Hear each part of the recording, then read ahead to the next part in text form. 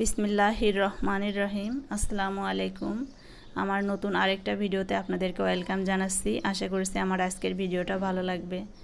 এই যে গতকাল প্রচুর বৃষ্টি হয়েছিল, মানে এই জানালা দিতে মনে ছিল না আমার, বৃষ্টির ঘরের মধ্যে ঢুকে একদম পুরো ফ্লোর টেবিল ভরে গিয়েছিল।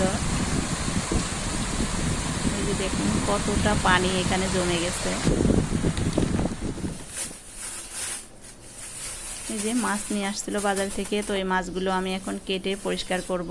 আর আমি মাছ কিসে পরিষ্কার করি তো সেটাও একটু শেয়ার করব আপনাদের সঙ্গে।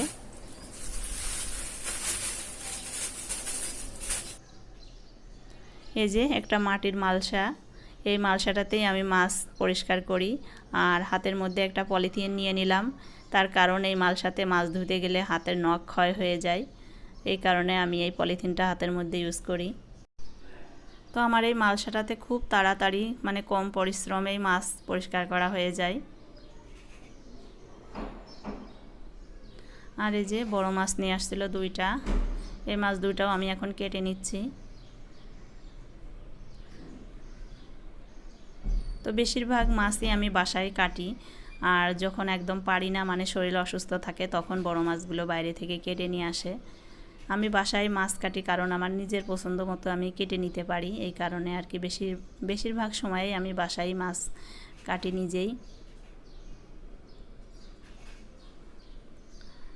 তো এখন মাছ পরিষ্কার করার পর বেসিনটাও আমি ধুয়ে নিচ্ছি। আর বেসিনে থাকা জিনিসগুলোও আমি পরিষ্কার করে নিচ্ছি, কারণ মাছ ধোয়ার পর যে পানিগুলো ছিটে লাগে জিনিসগুলোই, ওই পানিটাও কিন্তু গন্ধ লাগে। আর এই যে কোনায় একটু কালো দাগ হয়ে যায় বেসিনে, তো এগুলো আমি ব্রাশ দিয়ে পরিষ্কার করে নিচ্ছি। মাঝে মধ্যে এভাবে ব্রাশ দিয়ে পরিষ্কার করে নিলে আর ওই কালো দাগগুলো থাকে না।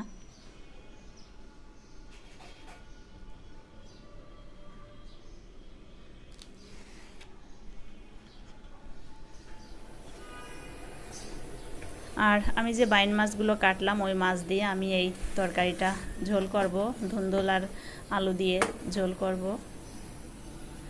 মশলাও আমি রেডি করে রেখেছি বেটে। তো এখানে আমি মশলা বেটে রেখেছি পেঁয়াজ, রসুন আর কাঁচামরিচ। এগুলো সবসময় আমি বেটে ইউজ করি, নিজে পাটায় বেটে আমি তরকারি রান্না করি, এটা আসলে আমার অভ্যাস।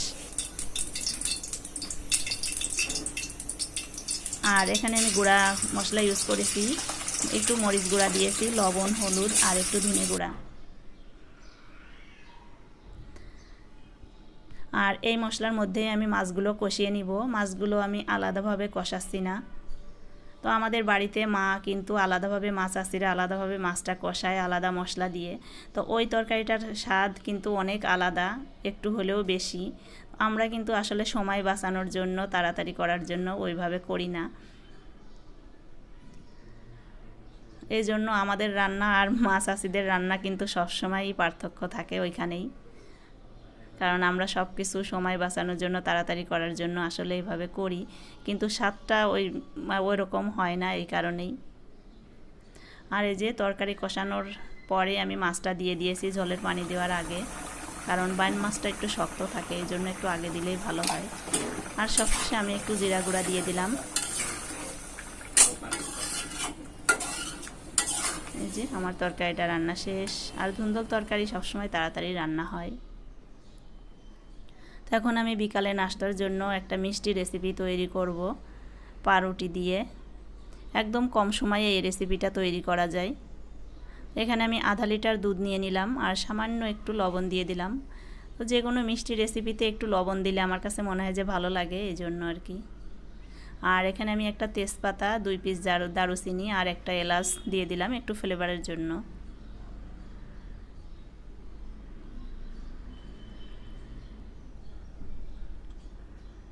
তো দুধটা একটু গরম হলে আমি একটু কিছু দুধ এর থেকে আলাদা করে রেখে দিব, কারণ পাউরুটির মধ্যে যে পুর তৈরি করব তার জন্য লাগবে আর কি। আর এখানে আমি 3 চামচ পরিমাণে চিনি দিয়ে দিয়েছি।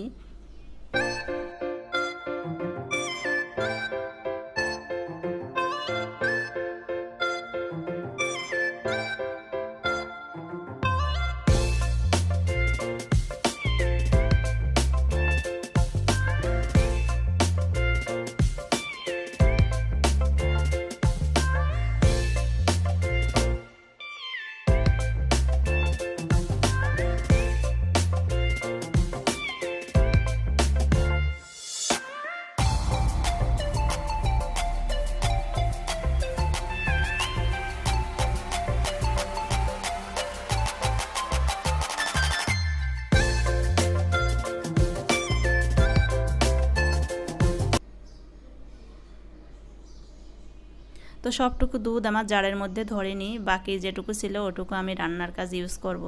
তো এখানে দুধটা একটু জাল দেওয়ার পর আমি 1/4 কাপ গুঁড়া দুধ এখানে দিয়ে দিলাম। দিলে দুধটা আর কি তাড়াতাড়ি গাঢ় হবে, বেশিক্ষণ জাল দেওয়া লাগবে না, এই কারণে আর কি। তো এই যে দুধটা আমার জাল দেওয়া শেষ, ওটা নামিয়ে রাখলাম। প্যানে 1 চামচ ঘি দিয়ে দিয়েছি। তারপর আমি এখানে 1/4 কাপ গুঁড়া দুধ দিয়ে দিলাম, দিয়ে এটা একটু টেলে নিব।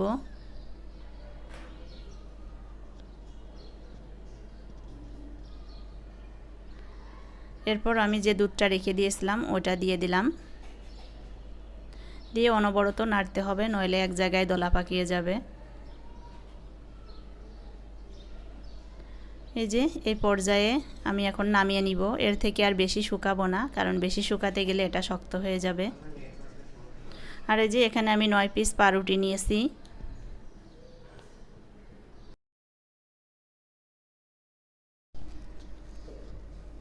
পাউরুটির সাইডে যে লাল অংশটা এটা আমি কেটে নিব, এটা থাকলে মিষ্টিটা দেখতে ভালো লাগবে না।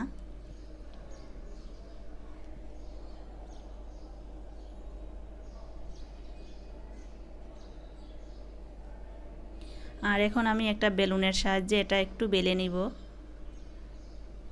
এটা একটু পাতলা করে বেলে নিতে হবে, তাহলে ফোল্ডিং করার সময় সুবিধা হবে আর কি। আর সাইডের যে অমসৃণ অংশটুকু সেটুকু আমি কেটে নিচ্ছি। এটা আর কি একটু দেখার সৌন্দর্য, তাছাড়া কিছুই না। আর যে গুঁড়া দুধ দিয়ে আমি পুরোটা রেডি করেছি, তো সেটা এখন দিয়ে আমি পাউরুটিটা ফোল্ডিং করে নিচ্ছি এইভাবে। তো এই যে হয়ে গেল মিষ্টি তৈরি করা। এভাবে আমি সবগুলি পাউরুটি ফোল্ডিং করে মিষ্টি তৈরি করে নিয়েছি। আর দুধের মধ্য থেকে এখন যে মশলাগুলো দিয়েছিলাম ওটা আমি ফেলে দিব।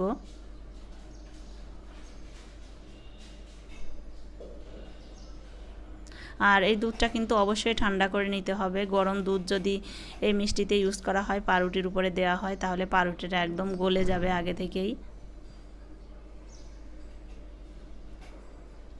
আর যে গুঁড়া দুধের পুরটা ছিল ওটা একটু বেঁচে ছিল, ওটা আমি এখন হাত দিয়ে একটু গুঁড়া গুঁড়া করে মিষ্টিটার উপর ছড়িয়ে দিচ্ছি।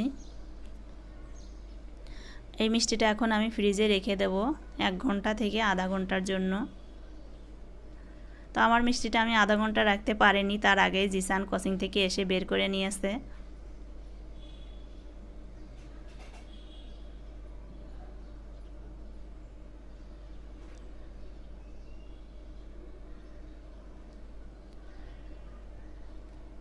এই যে দেখুন, ফ্রিজ থেকে বের করার পর এই অবস্থা, মানে আধা ঘন্টার আগেই বের করে নিয়েছে, তারপরও মিষ্টিটা অনেক ফুলেছে, অনেকটা দুধ শোষণ করে নিয়েছে মিষ্টিতে। তো আমার আজকের এই রেসিপিতে মিষ্টিটা একটু বেশি হয়ে গেছিল।